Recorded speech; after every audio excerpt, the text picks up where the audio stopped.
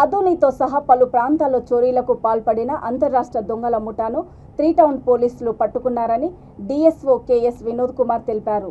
నిందితుల నుండి 165 గ్రాముల బంగారు ఆభరణాలు, 375 గ్రాముల వెండి కడియాలు స్వాధీనం చేసుకున్నామని అన్నారు. వీటి మొత్తం విలువ దాదాపు 30 లక్షల వరకు ఉంటుందని తెలిపారు.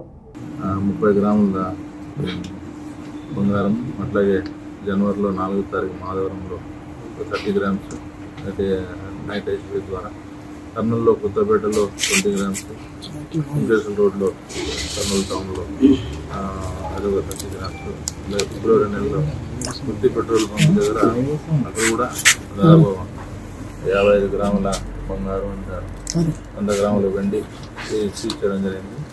దీంట్లో భాగంగా వాళ్ళ ఇంట్రాగేషన్ అడ్మిషన్ చేసిన దాన్ని బట్టి వీళ్ళ దగ్గర ఈ మొత్తం ప్రాపర్టీని రికవరీ చేయడం జరిగింది.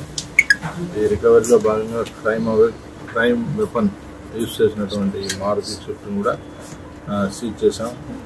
ఇది K17M7835 మారుతి స్విఫ్ట్గా ఇక్కడ ఇదే వెహికల్ సీజ్ చేసాం. దీని యొక్క మొత్తం ఈ ప్రాపర్టీ రికవరీ చేసిన దాని విలువ టోటల్ 23,04,000 రూపీస్. సో ఇది మార్కెట్లో 35 lakhs వరకు ఉంటుంది, 35-36 lakhs.